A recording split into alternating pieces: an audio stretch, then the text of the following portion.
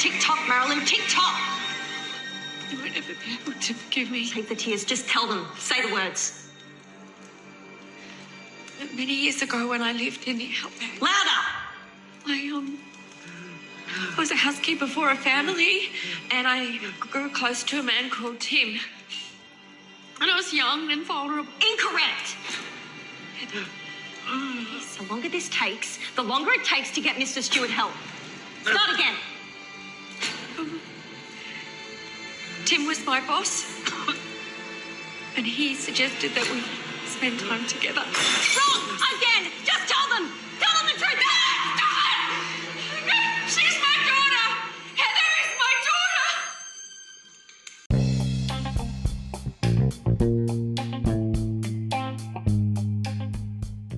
daughter! Hello and welcome. This is Coastal News, a home and away podcast where we unpack the latest week's episodes and discuss the residents, their lives, and all the drama from our favourite fictional town, Summer Bay. Hello everybody, welcome back to Coastal News, a home and away podcast. Basically the last time of the year. My name's Si. I'm joined as always by Sophie, as you can hear. How you doing, Sophie? You okay? Hello, I'm all right. I sound a bit odd. I've got a bit of a cold, so apologies. I sound a bit strange, but yeah, I'm good. How are you? Good, thank you. You're a trooper. I know. You're a trooper. Proper British. Nothing will get in the way of a good old pod. Exactly. And well, how's your week been? It's been good. That's probably the reason why I'm a bit poorly. Because I've been taking myself out to gigs. I've had a couple of good nights out this week, so I've been a bit bad, been a bit naughty, but there we go. I'm paying for it now. On a school night. Yeah. I know. How about you? How's your week been? Very good. Nothing much to report. Working, playing. Yeah, the usual. Awesome. And it was our last week on air. I know. For the year, anyway. Not ever. Yeah, not ever. Oh God, don't tempt fate. It's okay. Freebie will save you. If all else. I keep calling it Shiwi. I've never heard of it. What is freebie when it's at home? Shiwi.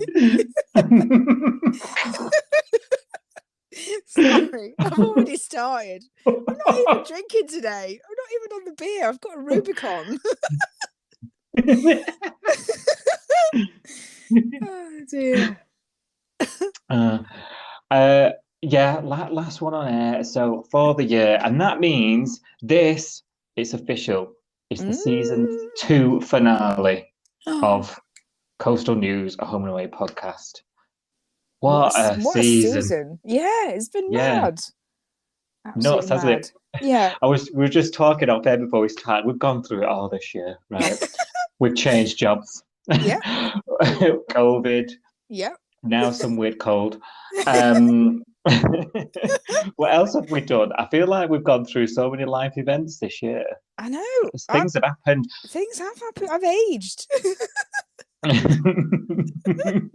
It's been good though. It's been a good year, I think.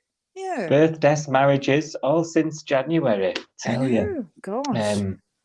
It's been a good one. And if you don't believe us, any point, you can all go listen back to any of those episodes. As always, you're very welcome to. But yeah, we're going to be having a little break, aren't we?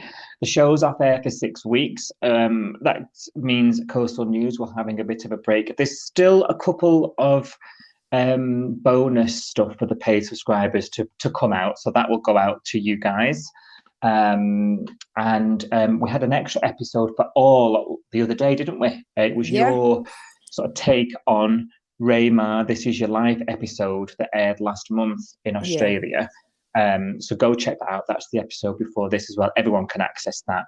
But yeah, in terms of regular weekly episode companion, sharing our thoughts on what's just happened, this is your last one until January. So enjoy it. I'm sad. I feel sad. I know. Yes, me too. Bittersweet. I mean, we were just saying, weren't we? We were messaging the other day, like, No, could do with a break. Yeah, Hard yakka. it is hard yakka. Yeah. And it's literally all we talk about. Um, but at the same thing, because it does consume a lot of your time. Yeah. It's a bit like, oh, don't go. I know. And we enjoy doing it, don't we? We Together. do. Yeah. It will fly by. Yeah. Hopefully, yeah. And they've announced this week a few times, I've seen on the Twitter, on the Home and Away Channel 5 Twitter, we've got the old episodes coming out on My 5. So I'm going to be getting on those and having a look.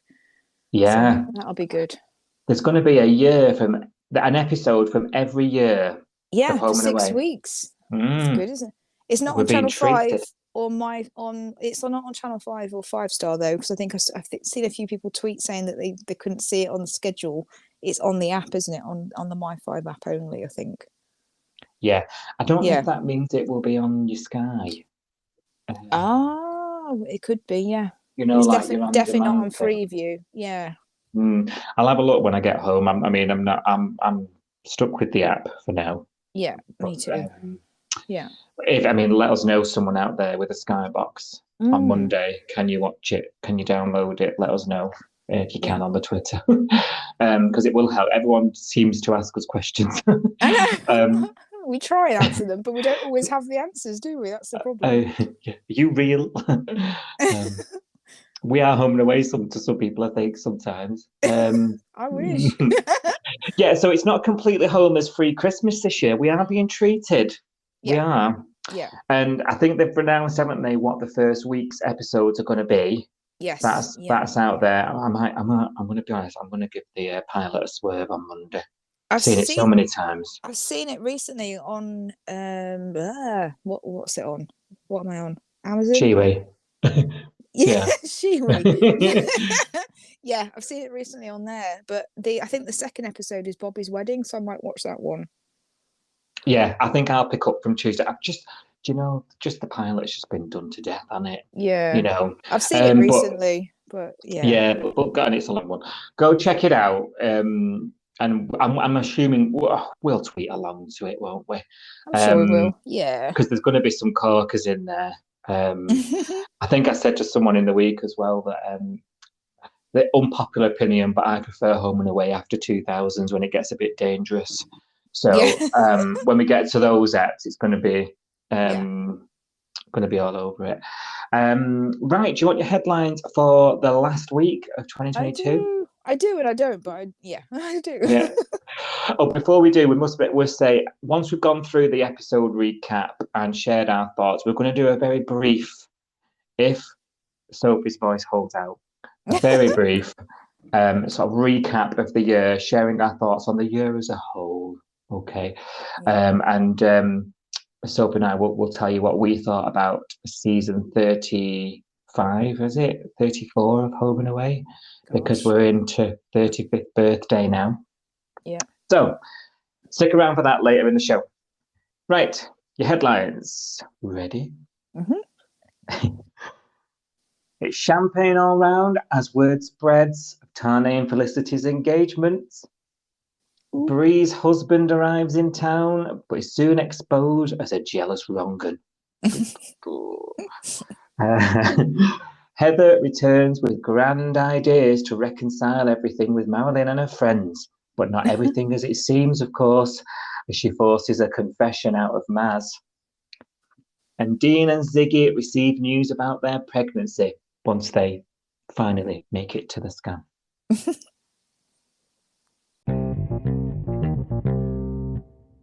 So as I say, words getting around town. Tani and Flick had this very over the top lighthouse cliff edge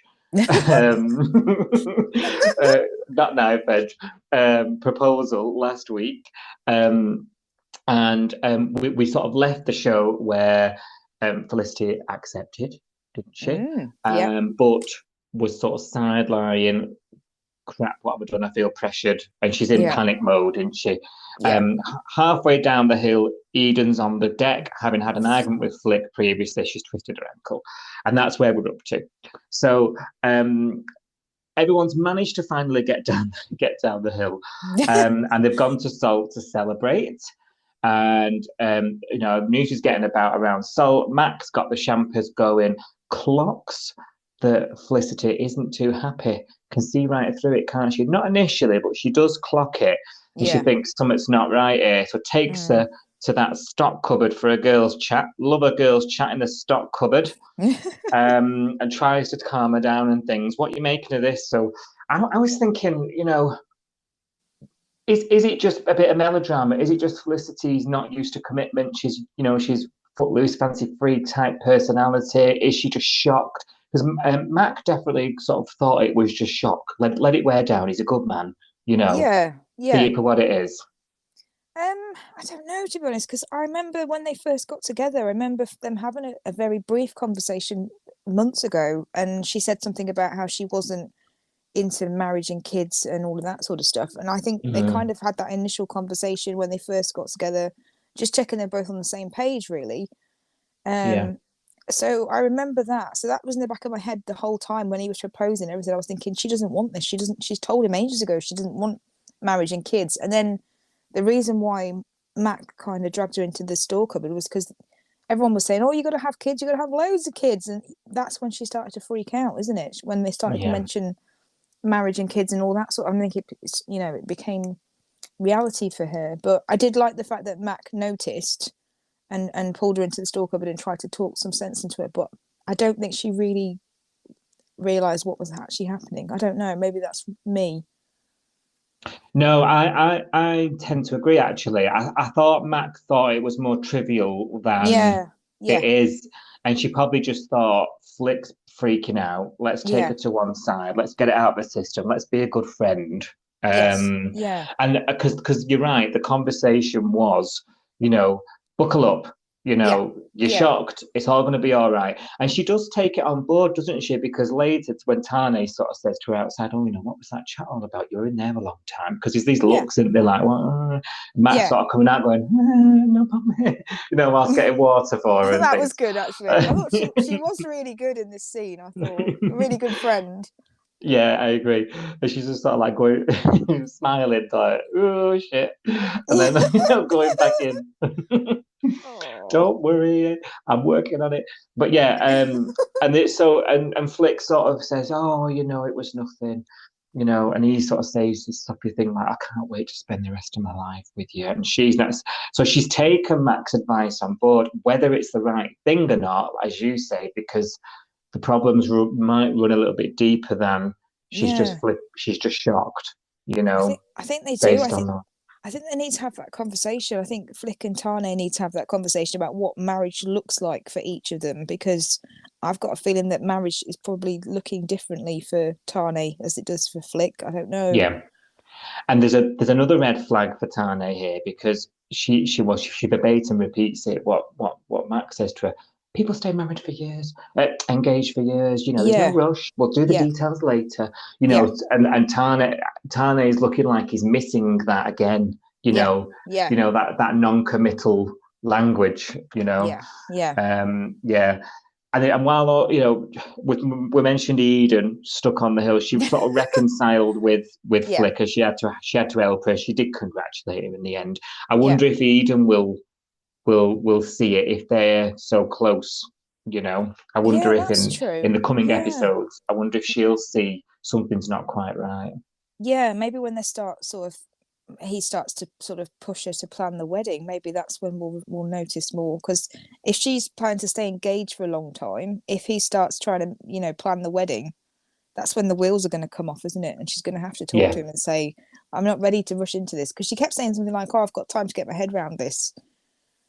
Like, she did say to him, like, she needs to get her head around it. Like, but he's just he's not hearing it, is he? He's being such a man about it, bless him. But yeah, he is.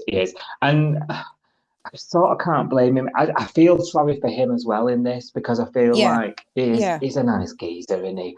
And I just feel like is the problem. It's just the wrong girl for this, And I do like them together, so I hope they can work through it. But why do they need to get married? You know what I mean? I think they need to have that conversation. If marriage just means making a formal statement to the world that you two love each other and you want to be together forever, if that's it, if that's all it is, you know, the relationship's not going to change that much. It's just going to be a ring and a piece of paper. It's not, you know, it's just a formal declaration that, you know, you're mine forever, that kind of thing. Or is he thinking marriage is, I don't know, like the house, the picket fence, the kids, you know, all of that? Is it that? I don't know. In which case, I don't think that's what Flick wants. No. And is there a cultural sort of difference in attitudes towards it? You know, he speaks about family. He speaks about, you know, wanting that, and we've spoken previously about it coming from a place of him feeling like he needs that more in his life right now. You know, of a loss. You know, because we've got to remember why he's doing it. He's doing this because he feels like he's at a crossroads in his life, and he's gone, oh, I don't know which way to go. I know, I'll get married. So I think he's going through his own kind of thing, own drama, but he's not articulating that to her either. He's not saying why he's doing this, or that he feels discombobulated with Ari gone and his family moving away and all of that sort of stuff. I don't know. They just don't seem to be talking, do they? No. I think that's been a common theme for those, lack of communication with this whole thing. I'm sure when we come back next season, you know, others, I think it's going to take others outside of the relationship to be, hang on a minute. You know, and someone, I mean, I'm trying to think who Tane's got who would say, I mean, there's Nico, isn't there? But I don't think he's that switched on. I wouldn't trust him to notice anything. His love life is a bit of a disaster as well. I don't know, maybe like who does Tane talk to? Maybe John or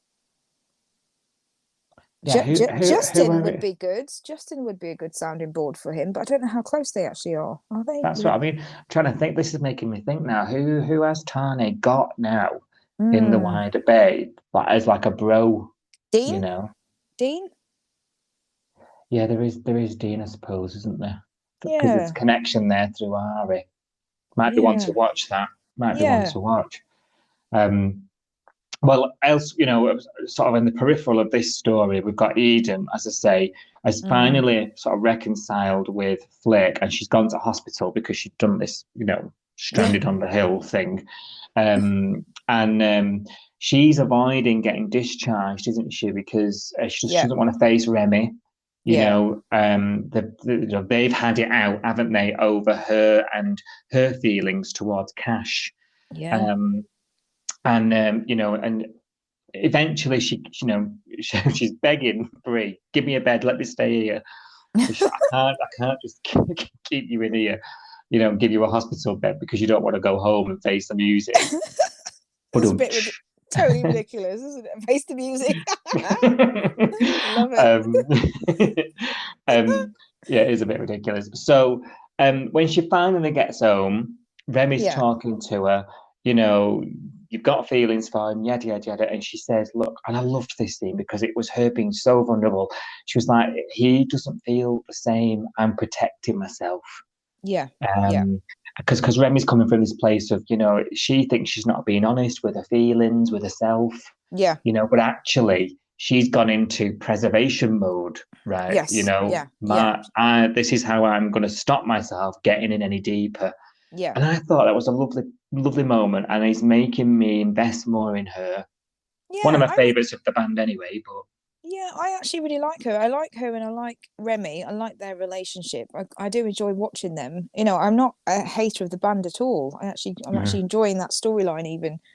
But this storyline is feeling a little bit like Xander and Rose and Cash again. It feels a little bit like a repeat of that. You know, Rose going, oh, I like him and he's got a girlfriend and like, with the whole thing with Jasmine, and then we're here again. What is it about Cash and women throwing themselves at him? I don't understand. I know. Yeah, no, me neither. You're right. Actually, I've not thought of it that way. Yeah, this is basically Xander, Rose, and it's like a rehash of that, but this time they're actually together, aren't they? Whereas with Rose, it was like a will they, won't they? They only slept in a car, you know, but these two are actually sleeping together. So it is different, but and there's supposed to be this history in the past where Bree has drop kicked Cash and broke his heart, even though it didn't sound like it was too serious, you know. Yeah. And we were saying, was it last week? We were saying that Eden's clearly staying around now. She's just signed 12 months at Salt. Yeah. She's got a little wage job on the side. She's got a house. Like she's clearly not going to be skipping town any soon. What is the problem? I suspect we're going to end up at a place where Cash comes round to this. You know, we see that moment, don't we, a bit later on where Eden sort of summons Cash. She tells him, and I'm proud of her for doing so, if I can be proud of a fictional character.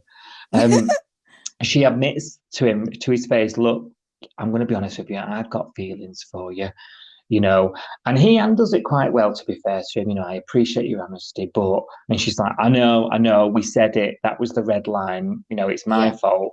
And he puts a stop to it, we need to stop seeing each other, and that's that, you know. But I suspect that isn't the end. I suspect he might come round to it. End of the day, he's been using her. You know, he's been getting sad. He's been going over there. Yeah. She makes him happy for 20 minutes. Yeah. 10 minutes. And then twice. You know, it's like a high, isn't it? It's like he goes over there for the high that picks him up. Yeah. Also, it's making me wonder, like, I don't know, she obviously wasn't interested in anything serious with him in the past, because I think she found him a bit boring and dependable, and she wanted to be like the free spirit and, you know, not be tied down and all that sort of stuff. She's only really been interested in Cash since he's been shot and since he's going through all this stuff, and his personality has been different lately, hasn't it? Like, he's turning up to work and he's just moody and doesn't care anymore. He roughed that guy up when he arrested him. He's drinking too much, and he is turning up at her door, you know, in the middle of the night looking for a booty call type thing, and that's not really him. That's not really his personality. So is she really into Cash, or does she just like this new guy that's a bit broken at the moment? Is she I don't know. That's you. I think you messaged me this, didn't you? And I thought that's a really good theory and analysis from you. Does she fall in love with? But does she fall in love with men that are a bit, you know? Yeah, is she wanting a fixer-upper? Yeah, and then when he's all back to normal, he's all nice and boring, and he wants to know when she's, you know, available for lunch or whatever, like he did with Jasmine. Is she just going to be like, oh my God, he's boring and I don't want him anymore? I don't know. Quite possibly. She is not what he needs. I think she's the sticking plaster, isn't she? Yeah. 100%. But yeah, that is really interesting. Is what's in it for her? Is it that she likes, like you say, that broken man, that someone needing her? You know, is there something going on with her in her psychology, if you like, where she wants to be needed? You know, we're probably going a little too deep into those layers, but it's an interesting take on it. I think, you know, it's not just the usual bed hopping. Yeah, it does make you think, just simply from the fact that, you know, a couple of weeks ago he was kind of wondering, why me? Why do I always get dumped? Why did Jasmine leave me? Why weren't you interested? He asked her outright on the beach at one point. He said, you know, why wasn't I not good enough for you? Why weren't you interested? And basically she said, oh, you're just too dependable. You're just there and you're boring. She didn't say in that many words, but that's how it came across. Yeah. So for her to now have feelings for him 2 weeks later, it just seems a bit, I don't know, there's something changed. Is it him? Is it his personality recently that's made her fall for him or whatever? I don't know. Definitely. Something like you say, something's a bit off. Sus. And I think you could be right. Oh no.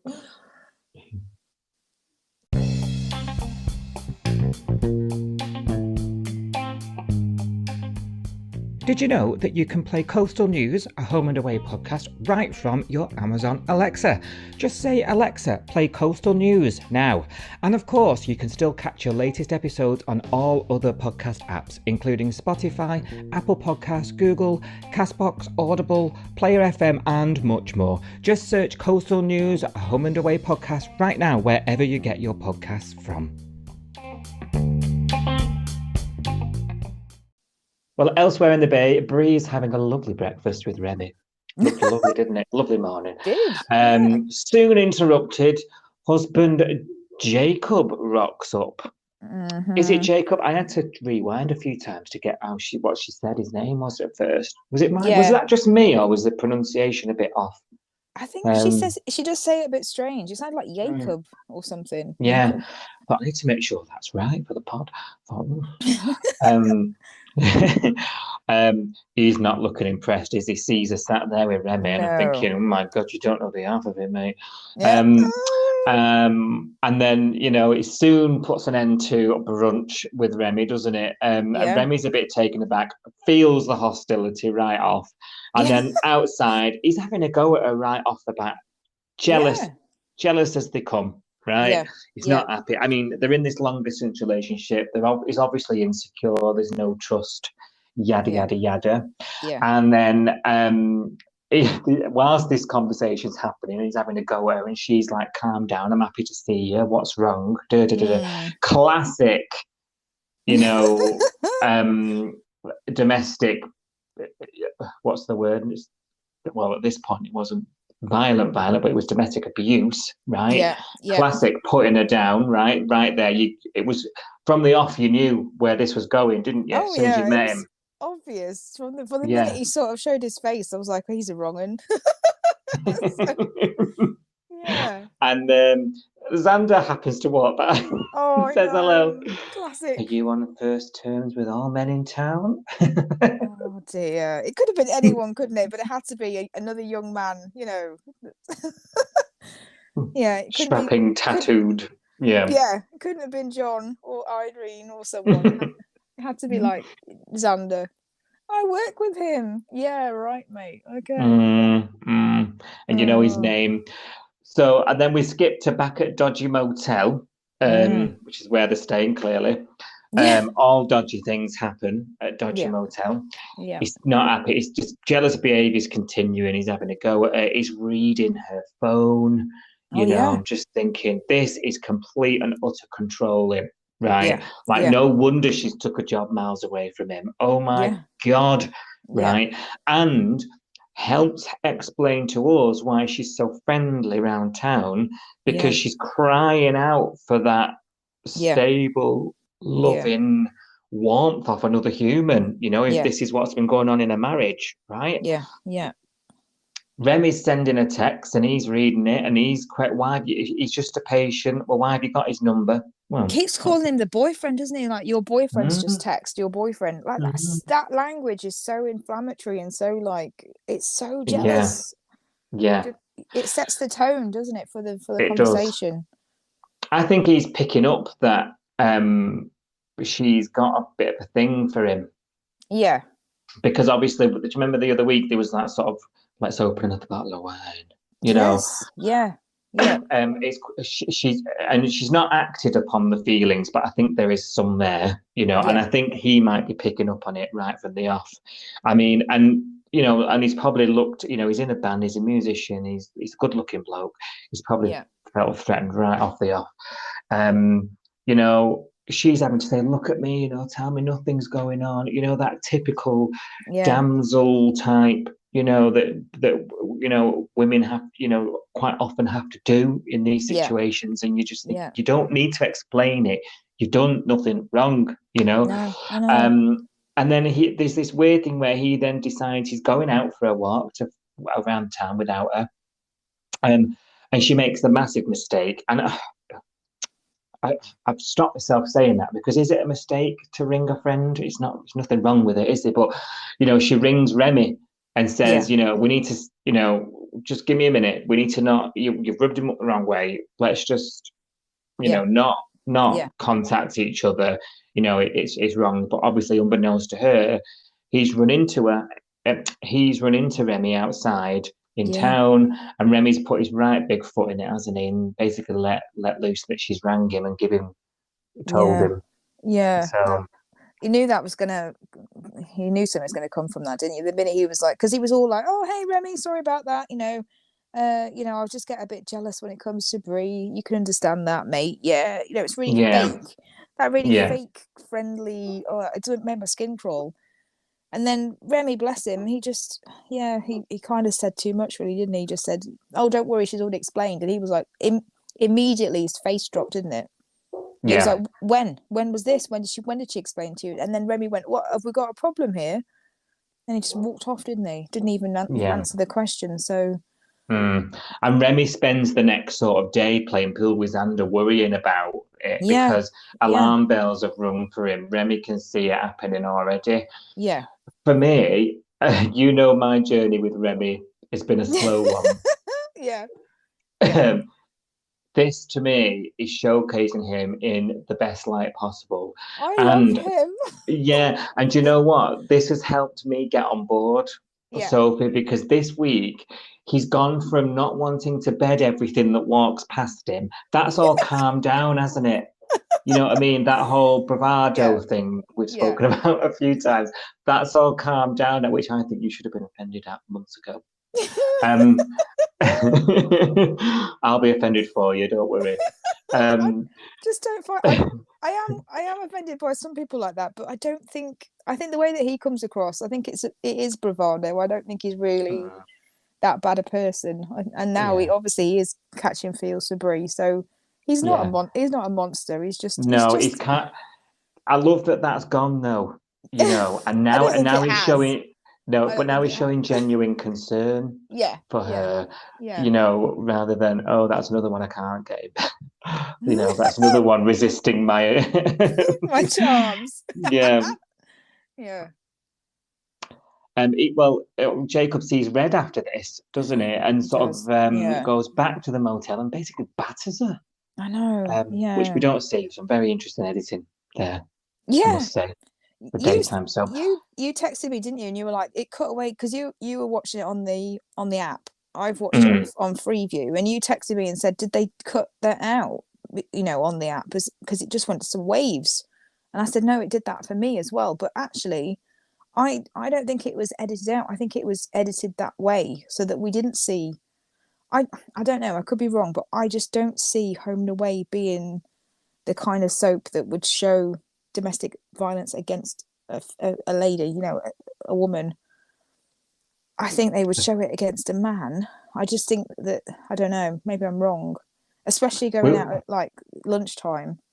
Yeah, we've seen things worse. We've seen that before, haven't we? I'm trying to think. Have we on Home and Away? We've seen women get hit on Home and Away. Maybe not in a domestic situation. Maybe I've seen it in other films, and I've like that time, you know, because Channel 5, that time of the afternoon when it's normally on, you know, on Channel 5 at like 1:45, there's always a film that comes after that, and sometimes the Channel 5, I know, they're my favourite. Sometimes the Channel 5 film has that kind of content, and it doesn't get cut out then.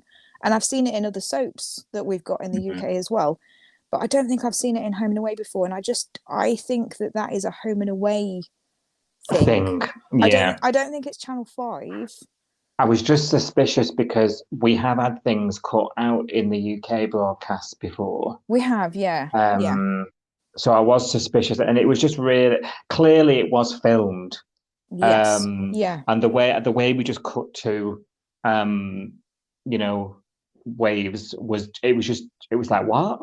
You know, it'd be interesting to know if it went out, because I think the Australian episodes are on YouTube, aren't they? So it'd be interesting to have a look at them now that we've seen it, and see if the edit was any different to ours. But to me, it felt like they did it on purpose to kind of, because it went to the sea and the sea was kind of angry. I think it was kind of representing like his anger spilling over, and then obviously we go back and we see her face, don't we? So we don't need it spelled out any clearer than that. You know, she's got a cut lip and she's got a black eye, essentially, hasn't she, really? I know.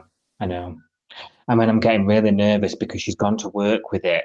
Remy's turned up at work, and you're like, oh my God. And then the husband's turned up, and Remy's hiding in the office. Oh, I know. You know, you're just like, this is not going to end well, you know. I like his reaction, though, because, you know, she was trying to hide her face, wasn't she? She was trying to talking to him sideways on, and he was like, why are you being so weird? And she was like, I'm busy. And then as soon as he saw her like front on, he was like, what happened? Did he do that to you? You know, and he didn't skirt around it. He didn't say like, you know, oh, what's happened to your face? And like, don't talk about it. You know, he went straight to, did your husband do that? You know, there's no messing around there. And you know, they had that little conversation in her office, didn't they? Where he was like, I can't drop this. Your husband's hurting you. And she was like, oh no, it was a patient. It was an accident. He just hit me. Oh. And he saw straight through it, didn't he? He was like, no, I'm not buying any of this. This is your husband. Like, he's hurting you. And his reaction when that guy knocked on the door and said, oh, Brie, your husband's here to see you. And my heart was like in my mouth. Mine was, yeah. I could hear it beating. Oh, yeah. and Remy was obviously really concerned, and she just kind of looked at him and said, can you stay here till I'm gone? And he just went, yeah, I can, yeah. But he obviously he's so worried about her, isn't he? I really liked him in this scene.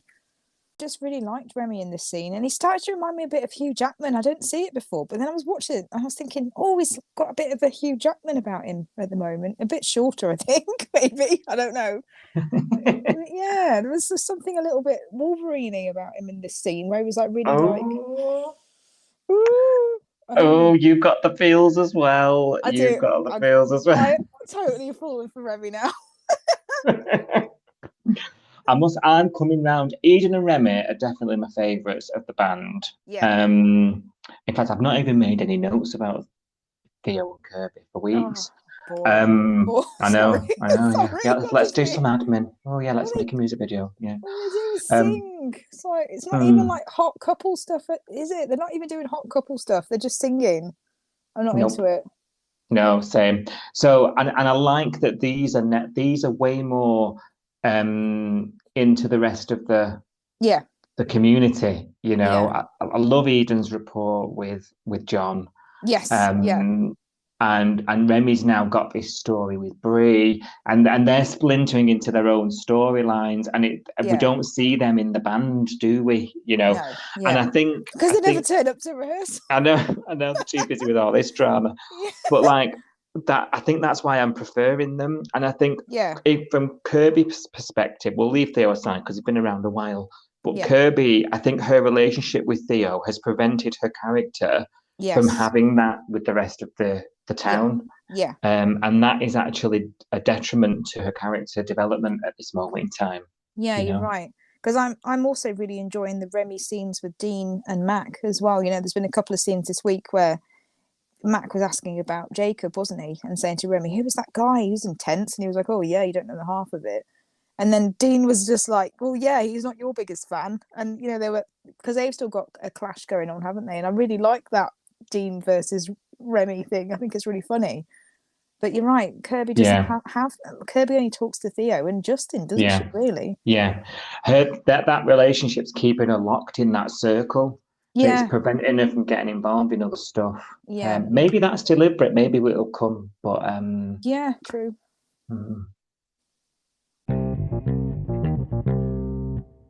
Right, let's get to it.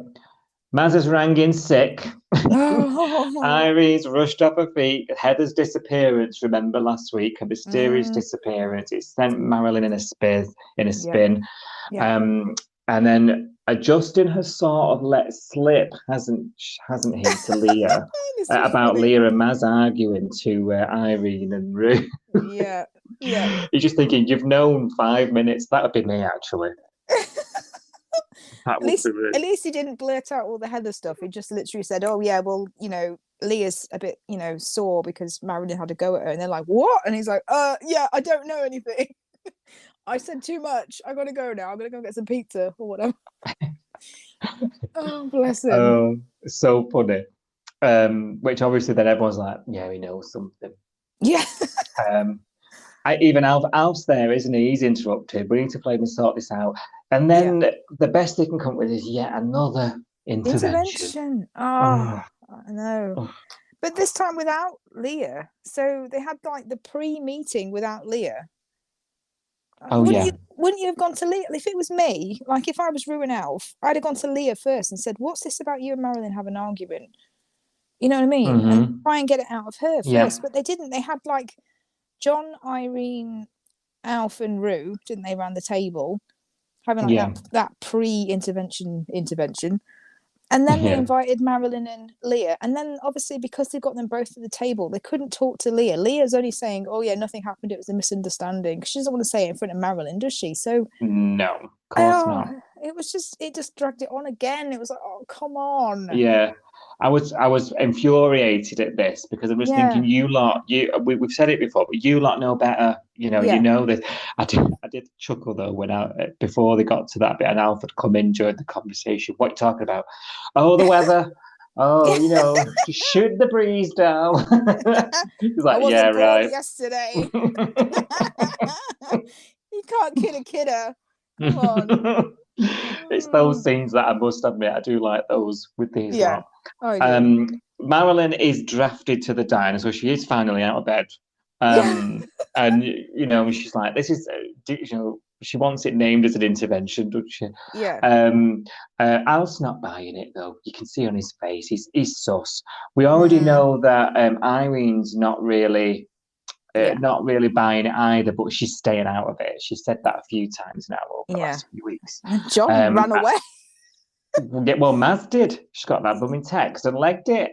Well, John wasn't even in the intervention. John was in the pre-intervention, but he didn't actually stick. He didn't stick around for the actual intervention, did he? He just legged it and left them to it. I'll get an intervention headache.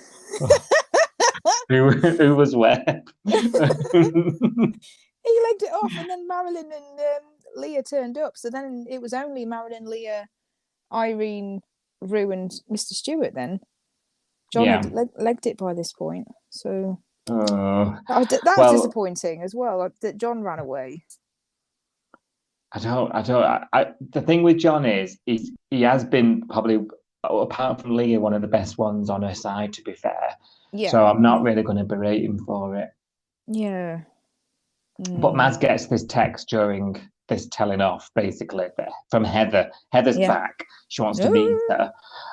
So she goes outside to the beach, meets her, and she's full of the cock and bull, isn't she? That she always is. I just had to get away, clear my head. And Maz is just so elated that she's back and she's not missed that opportunity to have her back in her life. She'd do and say anything to not make her run away again, And you're just thinking, this is not going to end well. You were talking to me about how naive she was in this episode. Just like, what? Wake up, woman. You just want to shake her. But I think it's because she's just so desperate to not lose her again. Yeah. But on the other hand, won't do anything about it, won't share this news, won't integrate her, won't bring her into her life fully. So I'm a bit confused where Marilyn's coming from. Yeah. And Marilyn just sort of had this conversation with her about, she asked her outright, did you have something to do with the break-in at Leah's? She goes, yeah, I did. Did it? I was angry. I lashed out. And you're just thinking, hello, sirens going off. Yeah. Oh my God. Massive red flag. That is not normal behavior. That is not how you deal with your anger at somebody telling you off, is it? Come on. It's not cool. Instead, it's, don't worry, she'll understand. I'll speak to her. And of course, she's, I wish everyone was as forgiving as you. Oh my God. No, really, I was really angry about this scene, I'll be honest. But I knew we had to go through this to get to the end of the story, if you know what I mean. I just had to sort of get through it. It's like, just power through. Well, before she lets Maz talk, so now she's controlling the narrative now. She's got the upper hand now. Because this has all been about Marilyn not wanting to tell her friends. Marilyn's had control of the conversation, hasn't she, thus far? She's had control of the secret. But now I think this was a massive power play from Heather.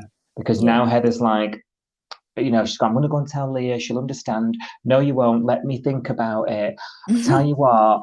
I'm going to do a very big gesture. I want to show your friends how sorry I am. I want to be in control. So she's sort of done a bit of a power play and took the power off her, in my opinion. Yeah. And she convinces Marilyn to agree to this sort of weird brunch. Yeah. So it's drives her up to this weird spooky country house, Crestview. Crestview Ladies College. Ooh, yes. Soon to be Crestview function rooms, which will explain why Marilyn was later on in such a weird, out and danky room and the rest of the house is dead glamorous. Oh, it's being converted. Move on. And she takes her up there, and Marilyn's like, "Oh, this is amazing," you know. On her own, you're like, "What are you doing? You know what she's capable of. She's just trashed your friend's house. Yeah, wake up, woman." She's slashed tires. She's trashed your house. You were doing all that weird stuff with your photo. She broke into your house in the middle of the night and made it look like you fell asleep after some wine. Like, this girl is unhinged, and you're getting in the car with her and driving somewhere. Like, I had to stop myself from yelling at the television because I was like, this has to play out because we have to know where this ends. But I'm so furious at Marilyn. Yeah, I'm so furious. I don't want to call her stupid, but can you be any more stupid? I know. You know Leah knows, so why didn't you say, let's take Leah with us? Let's have something. You know, and I think keeping it to yourself, you can't trust her. You can't trust what she says. You definitely can't trust what she does. No, you know, definitely not. Yeah, like you say, she's a vandal at least. Yeah. So they're going around this big house, aren't they? And she's like, "Oh, she takes her phone off her." I know, that was weird. Yeah. You can't speak to anyone, takes her phone off it. Like, what? And I think at that moment there's a bit of a thing in Marilyn's eyes where it's like, okay, she doesn't want to. She's there on her own with her. She doesn't want to confront her, but I think she's starting to realise things might not be as they seem at that early point. And then there's this. I did laugh at the invites.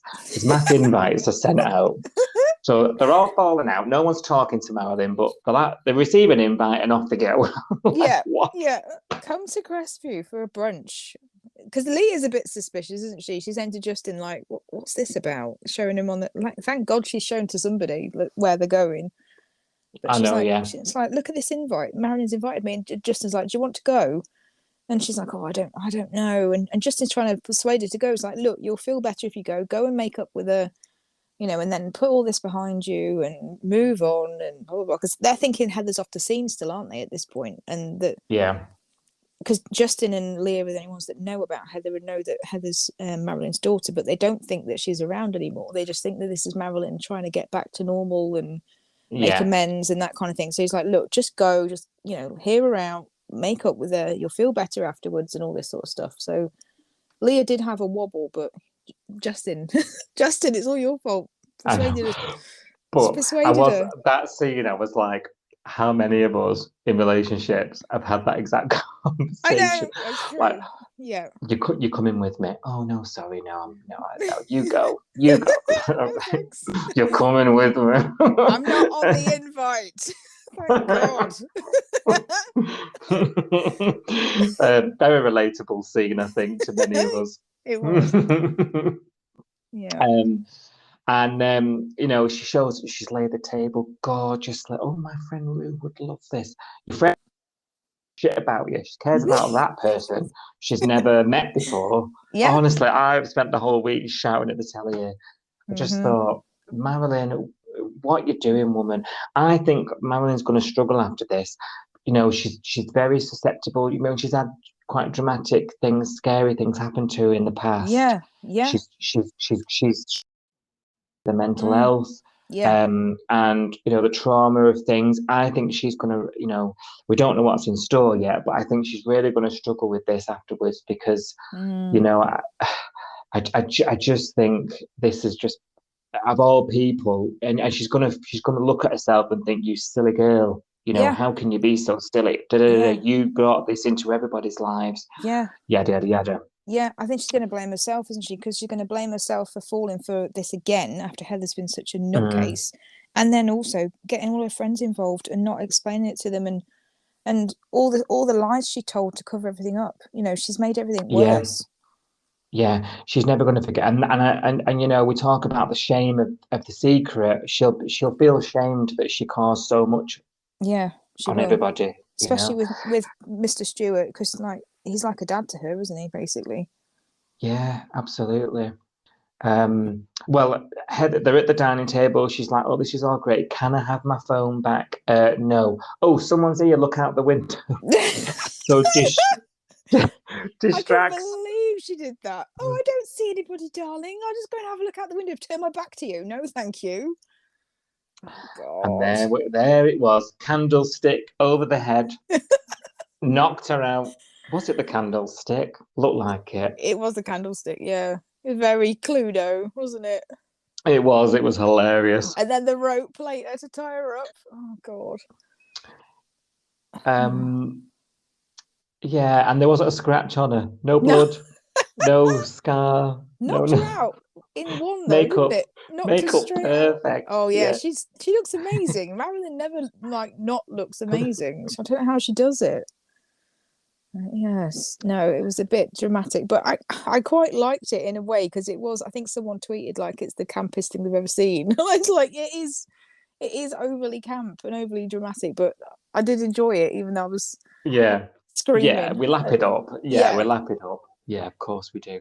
Yeah. And it's, it was very high tense, very, very funny at times, but you just need that every now and then in a storyline, don't you? Especially one as mad as this. Next morning, Marilyn's coming to, and the gang are turning up. Yeah. Marilyn's tied up in one of the rooms currently being renovated because it looks awful. She's got all these cameras hooked up. I tell you, this Heather's got skills. She's got all the CCTV hooked up. Yeah. So Marilyn's going to watch everything and hear everything that's going on. And the guy, Rue, Leah, Mr. Stewart and Irene, haven't we? They're a bit concerned, a bit like, it's a bit weird. There's nobody else here. It's very quiet. Yeah. And she comes down and greets them, and Mr. Stewart is like, what the flaming hell are you doing here?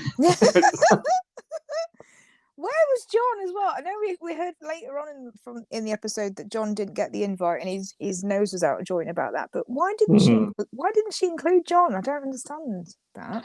If you think though, John because it was Heather that sent the invites on Marilyn's phone, and her and John have had a run in. John was Googling her. John was saying, "I'm on to you." Oh yeah. She probably didn't want John around. That's true. Yeah. Sussing things out and not really playing ball. She wants the lemons that will just do what they're told. Go and sit in. Go and have a toast. Oh God, yeah. Oh yeah. So they've all drank the champagne that she's given her. Yeah. Leah was a bit, because she said, "Oh, where's Marilyn?" Yeah. Oh, she's upstairs doing her hair. Well, can I go and help her? Leah, because Leah knows who she is. Leah's a bit, and she suspects that she broke into her house. Yeah. Leah knows something's up, and she was the last one to be passed out from the drugging. Yeah. And there was this bit conversation between the two of them, wasn't there? Sort of half lucid. That was weird. Do you remember what Heather said to Leah? Because she said something like, "Oh yeah, you're still with us. You must be a strong one." And then Leah's like slurring, isn't she, and saying, "Oh, why are you doing this? Where's Marilyn? What's going on?" And Heather says something really weird. She says, "You're the star guest," to Leah. I thought that was odd. You did say that. Why is that odd, though? Why did she say that? Yeah, why is Leah the star guest? I didn't quite understand that. I would have thought Rue would have been. I'm not quite sure why she's targeting Leah specifically. Is it just because, she's the one that racked her off the most? The other, maybe she's gone round and threatened her at the caravan door last week. Maybe a bit of a weak link, really. But a lot of this is. It's really weird because actually, Rue and Alf, when Heather was around, they haven't done anything to her, have they? Neither of them have accused her of anything. They've actually been very supportive. Rue has been ridiculously supportive of it. And it is only really John and Leah that she's actually had any beef with. Yeah, that's true. So it's a bit strange that even she's brought Alf and Rue there, to be honest. Yeah, that's true. But yeah, that you are the star guest. I thought that's a bit odd. I did notice it, but I didn't think anything of it. I just thought, oh God. Yeah. I think I was too worked up or something to bother about it. Well, they're all coming to, aren't they, eventually, from this drugging.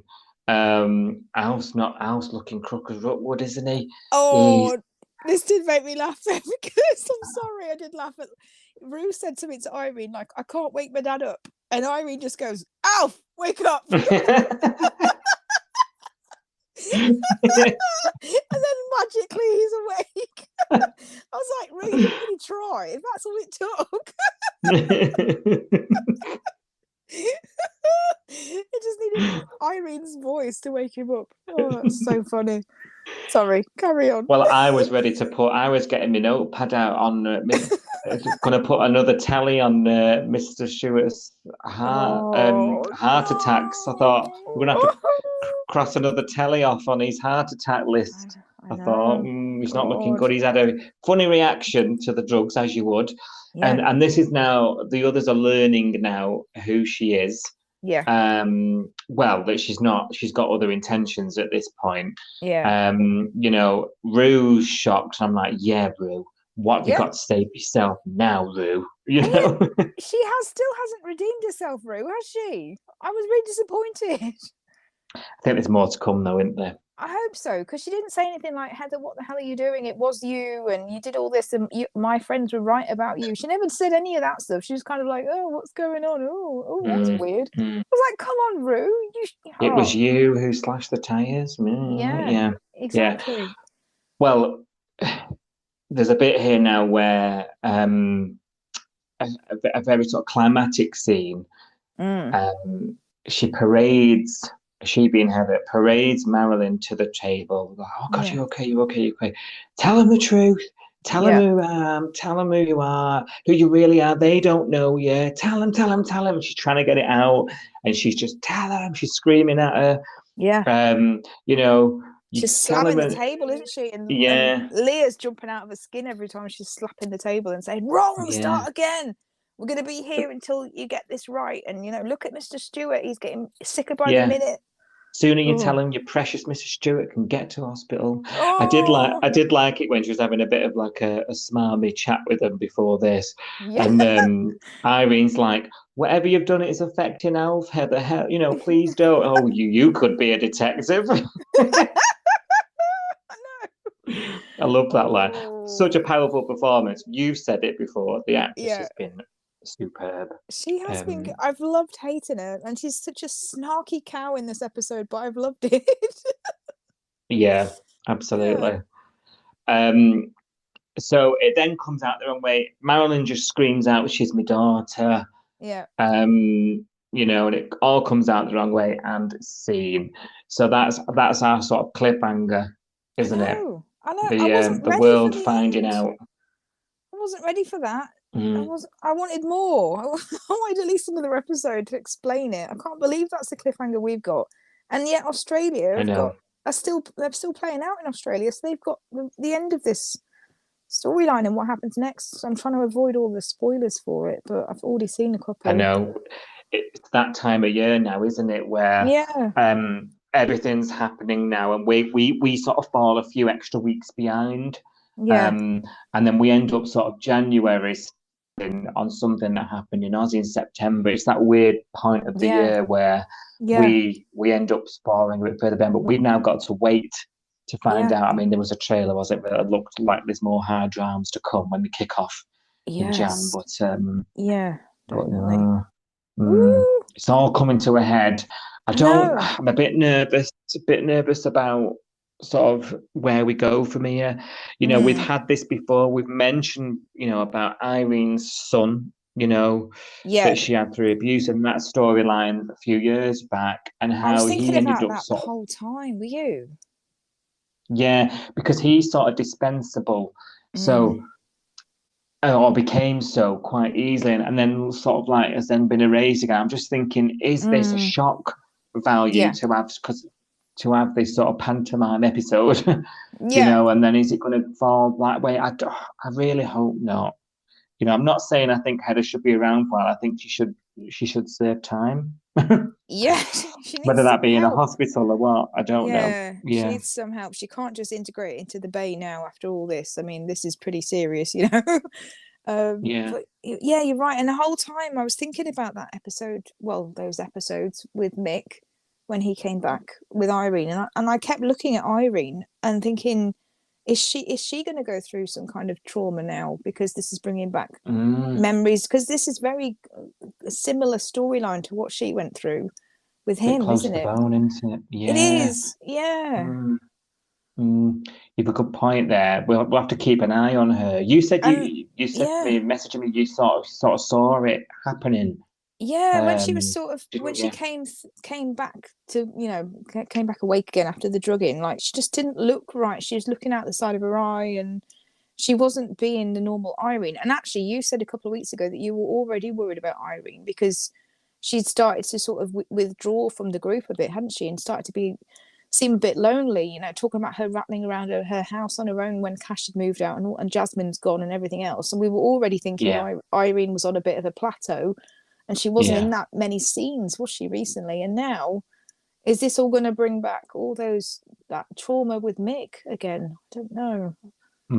I mean, it would give her a story. It would, yeah. But yeah, I am worried about her. And yeah, you're right. We've been worried for a few weeks. We need to keep an eye on that. We talked about Marilyn's effects after this. I mean, they've all been through something nuts, you know. Any one of them. I think I messaged you last night. Where's Dr. Logan? We need to get some PTSD cards handed out. Yeah, everyone needs counselling now. Everyone needs counselling and medication. This is just get Dr. Hughes back. Yeah. We laugh, but yeah, this is nuts, you know. It is, and what a way to end the year, eh? What a way. What a way. I just feel like we were just a bit shortchanged for me. I don't know. I feel like it ended just a little bit too short. I wanted to see the rest of the episode. I feel like I mean, that's what they've done, isn't it? They've left us on literally a cliffhanger, but I did want to see another sort of 10-15 minutes of it and their reaction to, because we didn't even get a reaction to her being the daughter of Marilyn. You know, we didn't say, what? How could that be? Explain. How, you know, we've never heard of this person before. We've known you all your life. Like, we've not seen any of that reaction. She literally said she's my daughter, and then it cut away, didn't it? I was like, I want to see more. And then there was a bit of a nuts trailer that's just like, don't show me that because now I want to see that. I know. So, I mean, it's going to be running all the adverts for it returning. Yes. You know, so I mean, you're right. There's no satisfaction from that because there's no resolution. No. You know, with no reaction from the group. With there's so many things we need to know. But I suppose that's why they've done it. Yeah, that is why they've done it. So make us watch it in January. But I do feel a bit like, I'm a bit annoyed. I feel a bit like, you've cut me short there. I'm not ready. Oh dear, that's the point, though, isn't it? Yeah, they've done a good job, really, because they've made me mad and maybe want to watch the next one.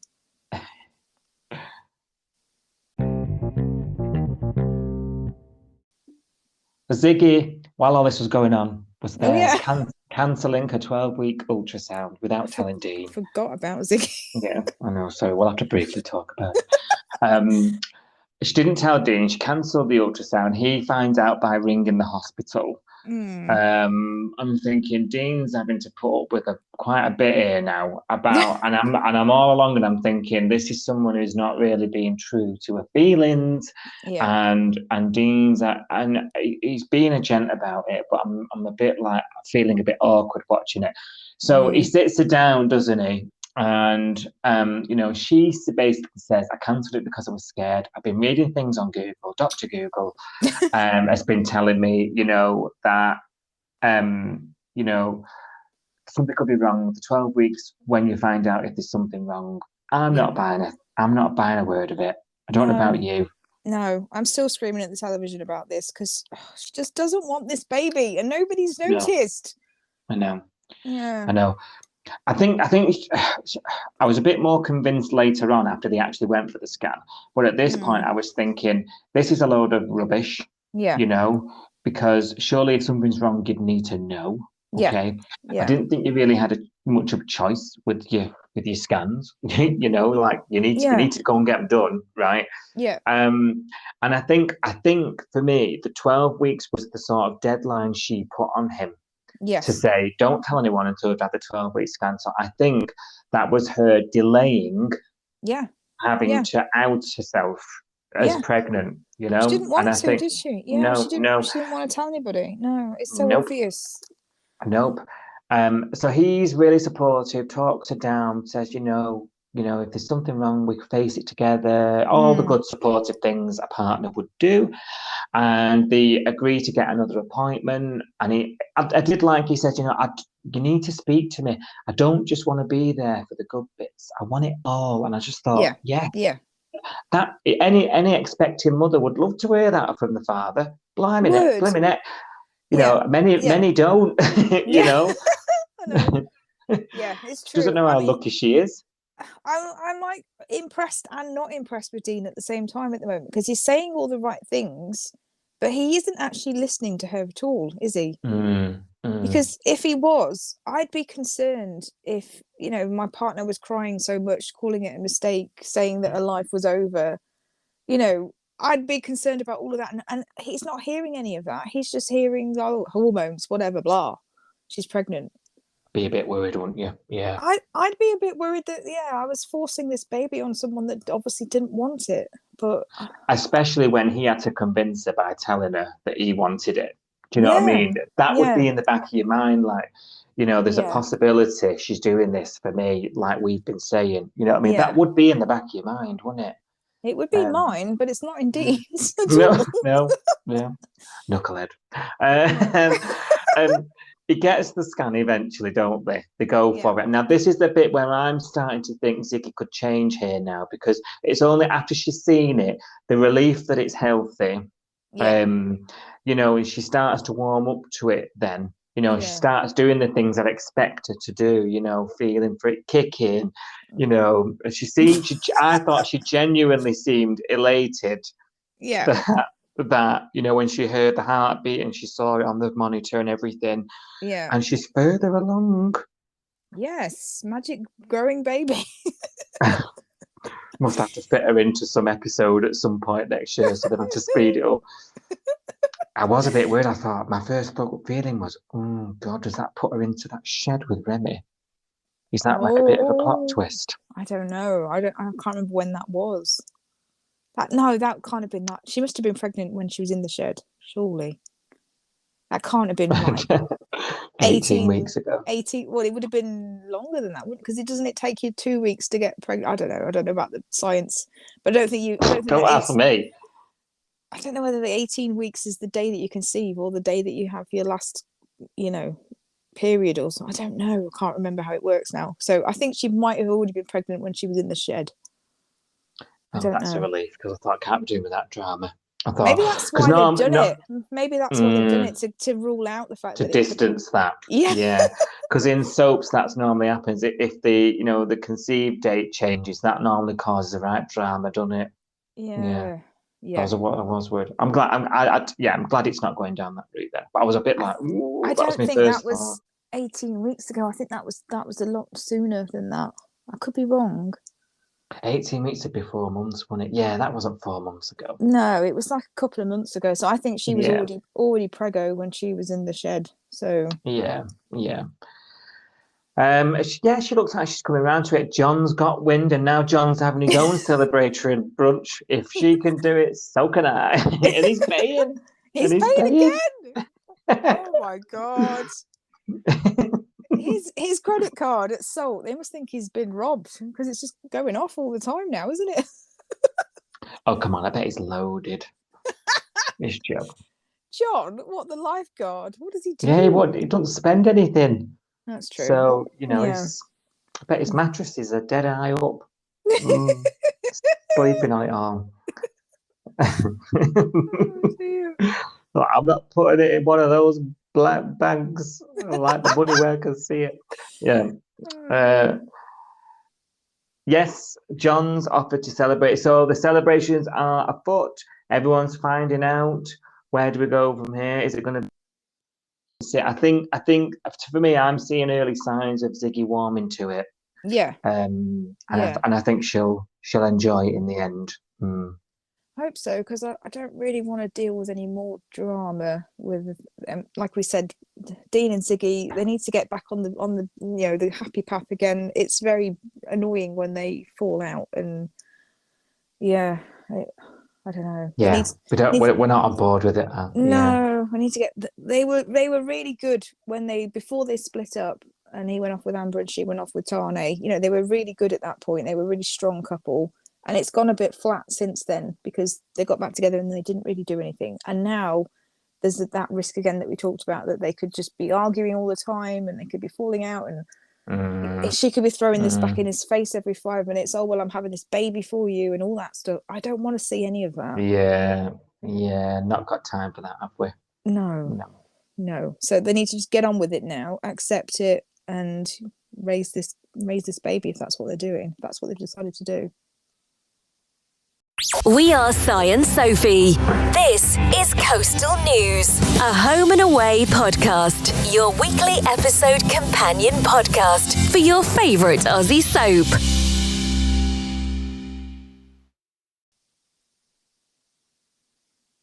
Right, it's time to review the year, Sophie. Are you ready? I am. What a year. We've already said what a year it's been. So, season 2 of Coastal News, season something like 3,000 of Home and Away. Initial thoughts? Go on, you give me your initial thoughts. Let's think about the year as a whole. How does it fit into your sort of, as a Home and Away fan, into your years? It's been a mad year, hasn't it? When you think about, I'm trying to cast my mind back to what we were talking about because I joined the pod at the beginning of this year, so I've been on for this whole season, this whole ride. I've been on it with you. And I remember the first time I came on the pod, we were talking about the gas attack, weren't we? We were talking about Marilyn acting strangely. We were talking about all of those things. And then obviously that was before we knew the whole situation with the stalker and Flick and Tane and all of that sort of stuff. And from then we've gone on to Theo turning up. We've had the band turning up. We've had everybody leaving. Like, it's been a real roller coaster of a year. And some bits I've absolutely loved, and some bits I've not been as mad about. I think people that listen to the pod will know which bits we're talking about. But it's been a lot of up and downs this year, hasn't there? Really, in terms of the storylines, the characters. There's been some characters that I've not loved. I don't know. It's been a bit of an I don't think it's been the best year ever of Home and Away. No, I don't even think it goes anywhere near it, if I'm being completely honest. No. I don't think it's been terrible, has it? I think the story arcs, we've had some good story, but there's been we've had years of some of these stalkers and proper big story arcs that have been so good, that you wouldn't put it up there. No. If like you say, you joined beginning of season 2 of the pod. We had the cliffhanger last year of the gas leak in Seoul. And then we kicked off with the fallout from that. And I thought that had good promise. I actually really enjoyed that. It affected people in all different ways. Yeah. Like you said, we had all that amazing stuff with Marilyn, you know? Yeah. And the effect she had. It led to Martha and her kidney problems. So we had that storyline. We weren't always, championing that. Because it went on and on. It went on forever. I don't want my kidney. I want to die. I don't want to die. I want a kidney. But it gave... Yeah. But what it did do is put a really big, important story of the show right slap bang into the Stewart's lap. It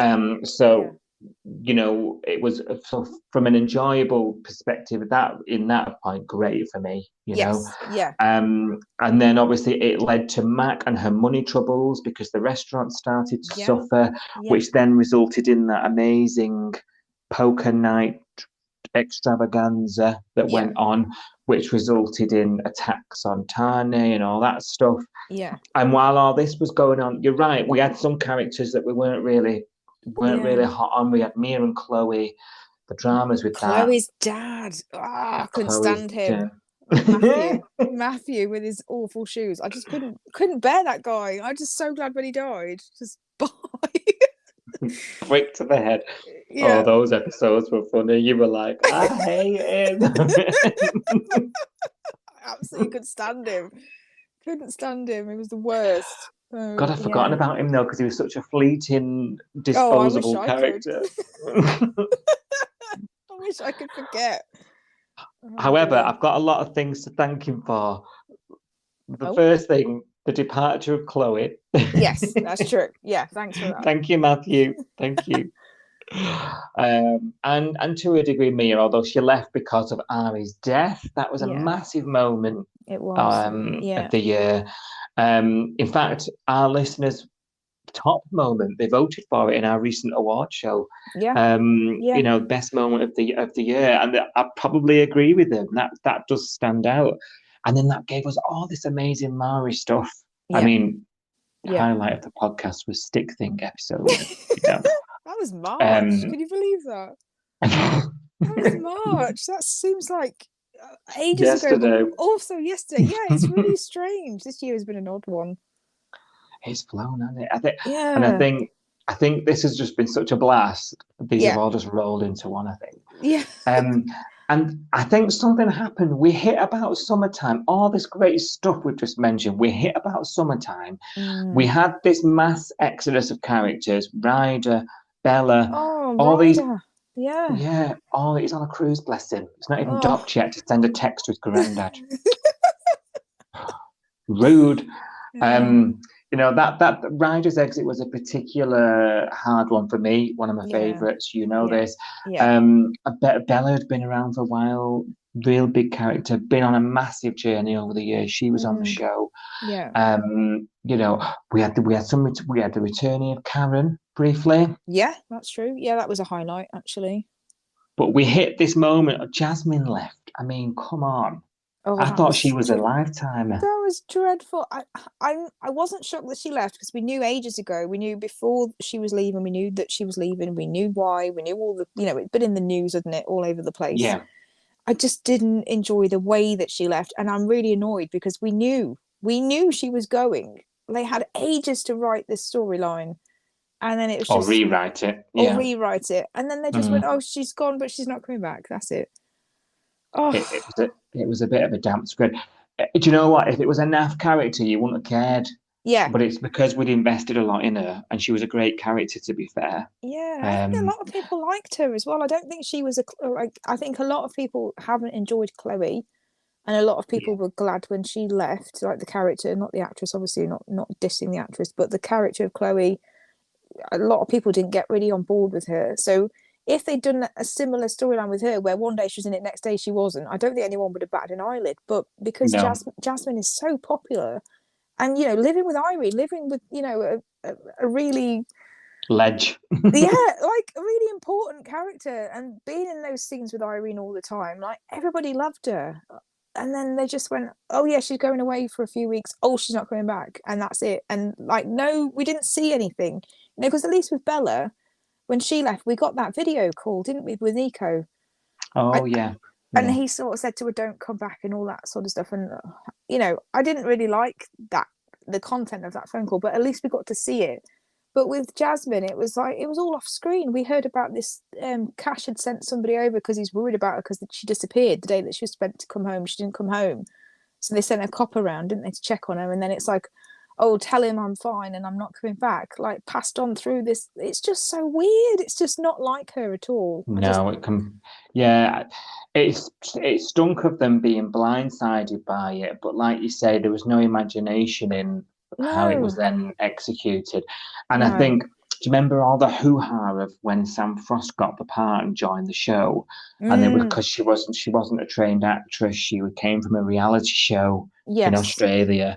And and there was this hoo-ha. So I think as an audience, because we liked her and we liked the character Jasmine, we've really rooted for her. So the exit was a bit of an insult. And I've not seen one person say anything otherwise, online or anything. And we interact with lots about stuff. So this all started over the summer. This also started to happen. We lost Logan, and he was clearly meant to be around longer. Then if I say a year of two halves, because then from the summer we've then ended up with things that perhaps shouldn't have happened, or perhaps shouldn't have happened in the order that they have. We've ended up with Brie. Would that have happened at this point if Logan hadn't have gone? And now we're seeing stories that perhaps we might not have had. you know, and then your mind goes mad and you're like, well, what would we have had? Because Logan had this thing going on with Mac. It's quite a dysfunctional thing, actually. Mac took a long time to let him in, you know, after what happened with the year before with Ari and losing the baby, and you know, so I think we were on a really good spell, and I think for the last couple of years the show has been, you know, on top form, and I think we've hit summer 22, and I think outside influences have basically, the wheels have come off, you know, and things aren't happening as planned. That's what I feel. That's my gut feeling.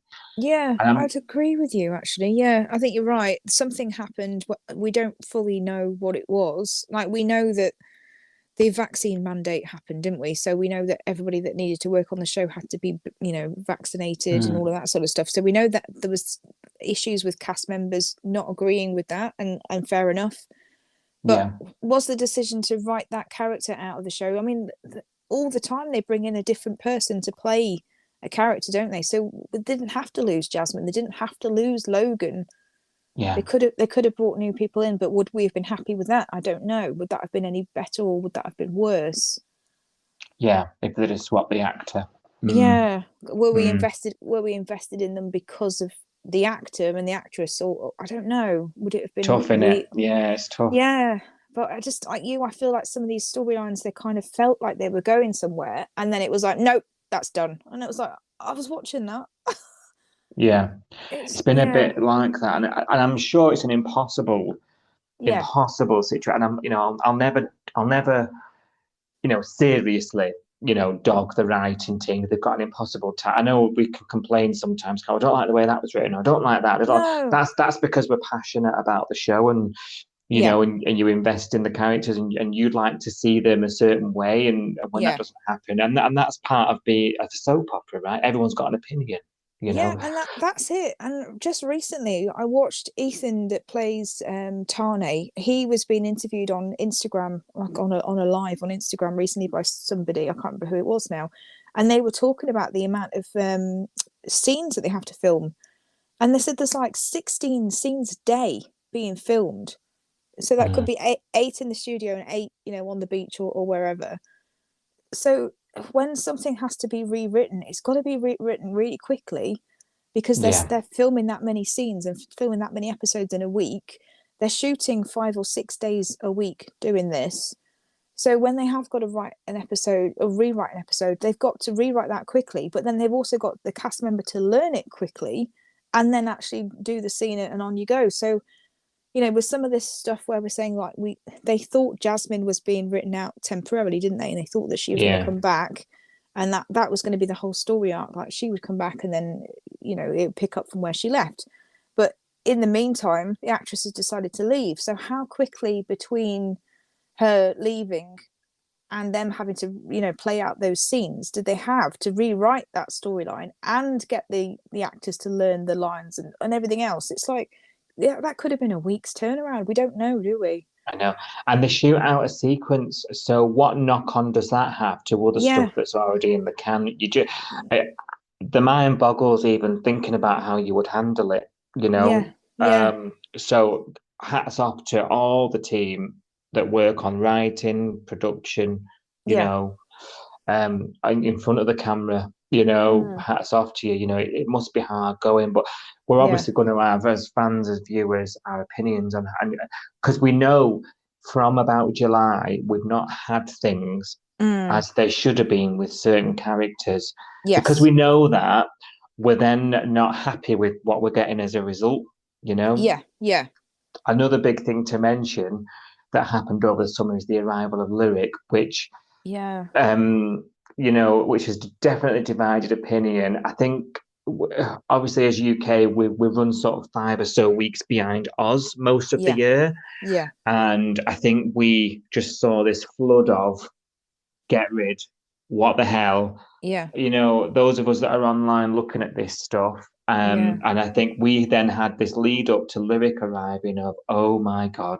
I was dreading it. I was absolutely dreading it because obviously I check the hashtag on Twitter all the time. You know, I'm on there every day pretty much, like having a look, and you see spoilers, don't you? But for a while it was like, I hate this band, I hate these characters, this is the worst thing that's ever happened to Home and Away. And we, like you say, we're weeks behind. So I spent a month just going, oh, this sounds dreadful. And then when we got there, I don't know whether it's because I had braced myself for it or what, but I didn't hate them. I maybe I'd got used to the idea of it by then, because it'd been a month of thinking, okay, there's going to be a band that turns up and this is going to be really strange. But actually, I didn't hate them when they first started. It was weird.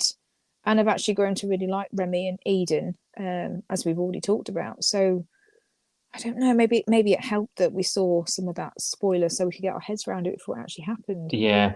And do you think because they arrived in such a time of turmoil with mass exodus of characters, that you end up in a space where they're not there was 4 new characters. I know Bob left quite quickly. But 4 new characters there. That's quite a lot on such a small cast. That's quite a big percentage of the cast to get used to. You don't know them.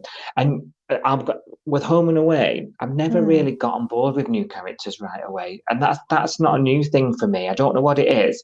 There's very few characters from day one I go, oh, I love him. That's true. Yeah. Logan was one of the few for me that I liked immediately. And actually Brie, I liked her immediately as well. There's something about Brie that I really liked, that first episode she was in.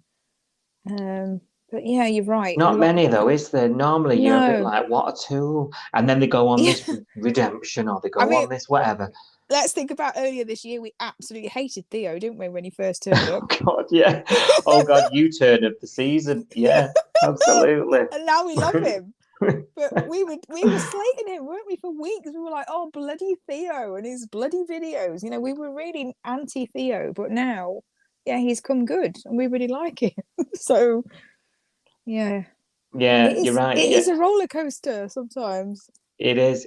And I think the band arrived, but after we'd also just had Rose and Xander, so it wasn't just, 4 new characters on one episode is enough. The cast is so small anyway, but then we've got to put in all this other new stuff happening around, and suddenly you've got half the cast that you've got no connection with.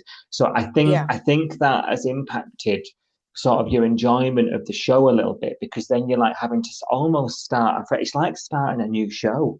It's like starting a new school. Yeah. When you start a new school, you're like, who are all these people? I've got to learn all their names. Oh, God.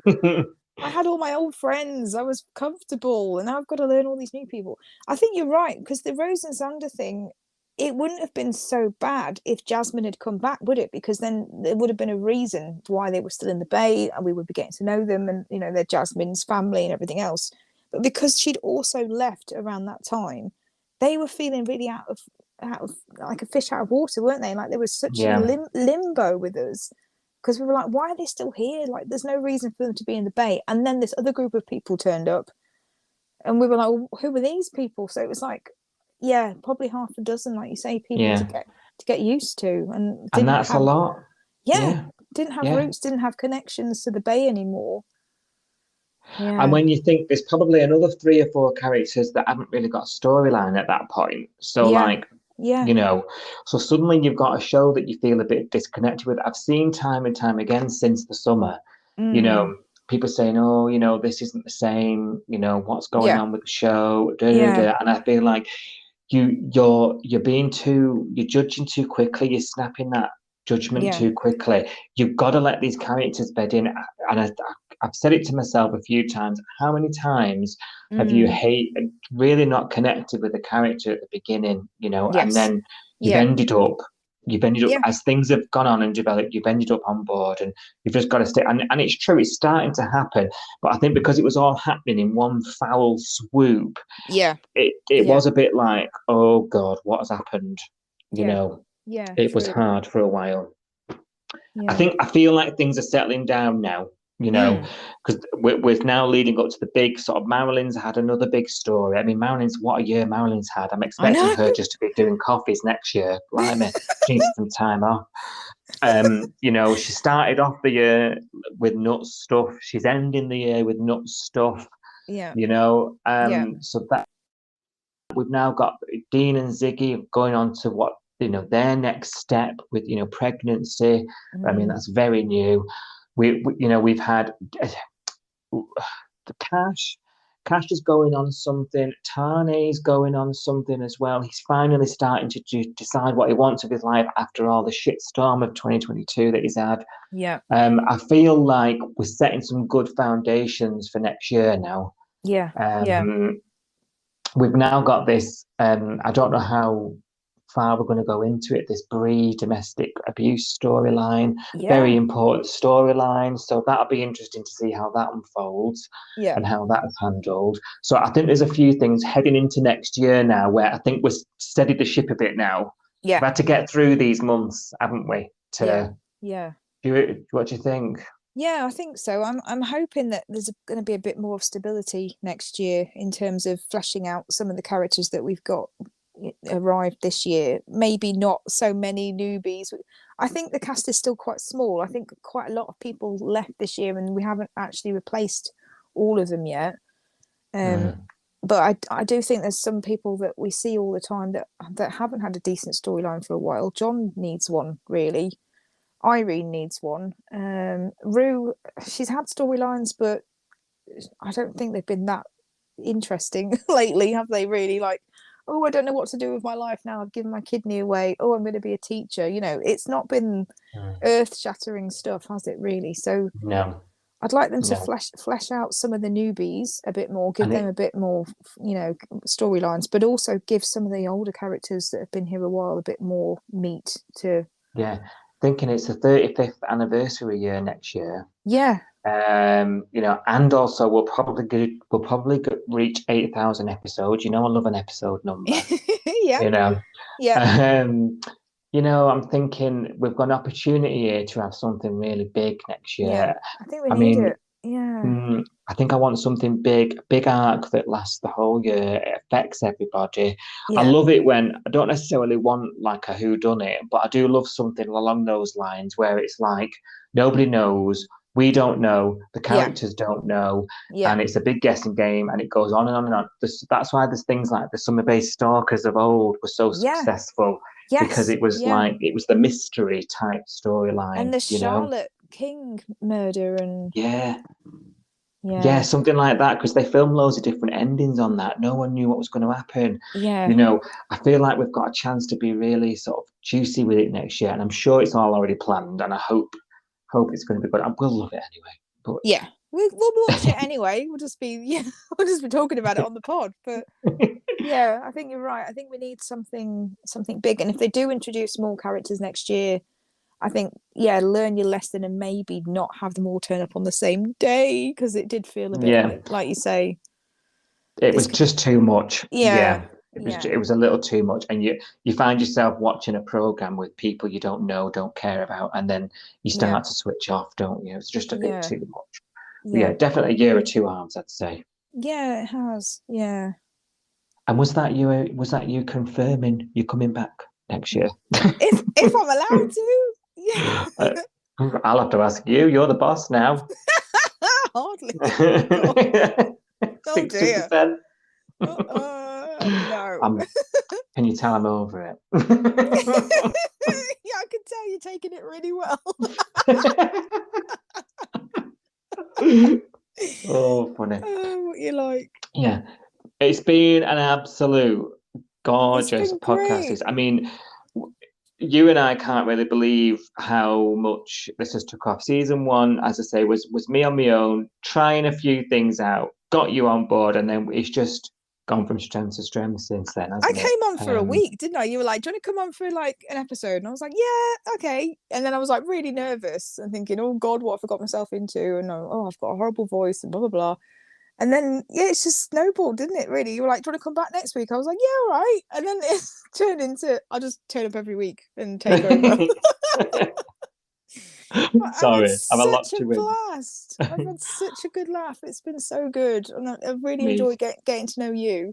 And I don't know whether people really know what happens off air. I mean, we are constantly messaging each other, aren't we, off air? Yeah. About Home and Away. You're the only person I know in real life, I say in real life, that watches the show and loves it as much as I do. So, you know, we have quite similar sense of humor, and you know, because we don't take the show too seriously. I know on the podcast we probably come across like we do, because we love it so much, but we do absolutely take the mickey out of it and about ourselves and everything else. And we have just had such a laugh this year, haven't we? We have, and I want to thank you for that, because it's been everything you said, kindred spirit. Yeah, it's been a blast, you know, and I've found a great friend in you, so thank you. Thank you. Roll on another season, I guess. Yeah, definitely. I'm looking forward to it. I want them to give us some decent storylines so that we've got lots of stuff to talk about next year and lots of stuff to text about and just carry on, you know, having a laugh. Really, that's what I'd like. I'm sure that's pretty much guaranteed. Yeah, I'm sure. Have you got any plans for the break? What are you going to do? Your Friday nights? Oh my word, I don't know. I'll just be texting you like crying, I think. Like, want to do a pod? Do you want to do an app? Should we just do a podcast about anything? It's going to be really strange. I'm going to try and watch these episodes that are going out on My 5. I'm going to try and watch these old episodes. Yeah. So I'm sure I'll be texting you about that and saying, "Oh, did you see this one? Oh, it's so good." But no, I don't. I think apart from that, I'm just going to be a bit lost. Yeah, it's going to muck up the evening routine a bit, isn't it? Yeah. Much of the same here. Obviously, we've got the big C in the break, but I think I'm prepped for that, actually. I think Are you? Done. Oh my God. I haven't even made a list yet.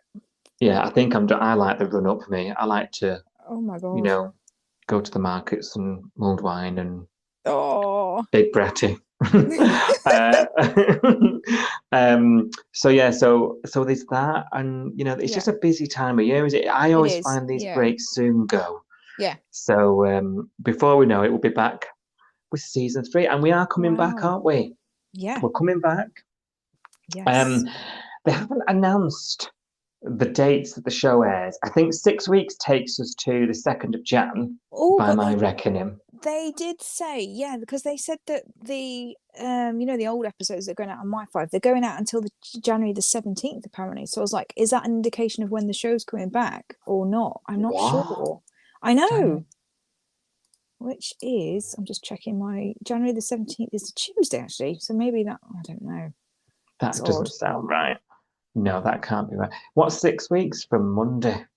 I thought it was like, that's about the 2nd of Jan, isn't it? 1, 2, 3, 4, 5. Well, 6 weeks from Monday is like, 2nd of Jan. Yeah, that takes us to 2nd of Jan. And I think last year they announced it. So they've not announced it. That always makes me nervous. Yeah. So they don't know, maybe. I don't know. Last year, I think was it New Year's Eve, the first look? Yeah, it was very odd. Yeah. Because I think I saw it by accident. I was flicking through the channels looking for something else, and I was like, Home and Away is on. Like I don't think I saw any adverts about when it was coming back, and I assumed it was going to be January, but it was like literally the 31st of December, I think, the first look. So that took me by surprise. So maybe it was be a bit the same. If it is the same, that puts it 2nd. We'll announce it on our socials, won't we? Yeah. That's at Coastal News Pod, Twitter and Instagram. If Twitter is still a thing by January, from what I'm seeing. Twitter. I know. R.I.P. Twitter. I was like, everyone like our Instagram page. Instagram, at Coastal News Pod on Instagram, guys. Oh dear. Thank you all for your support. Continue to stay in touch. We'll be back before you know it. Keep us on your list, and we'll be back for season 3. And we've got big changes are coming, people. We've got big plans. We've already been planning it, haven't we? Yes, of course we have. Yeah, I can't wait. Have a wonderful festive period, everybody, whatever you get up to, and we'll see you on the flip side. Thank you very much. Thank you. Bye. Bye. Thank you for listening. We will be back with more episode discussion from Summer Bay soon. Until then, join the discussion online at Coastal News Pod.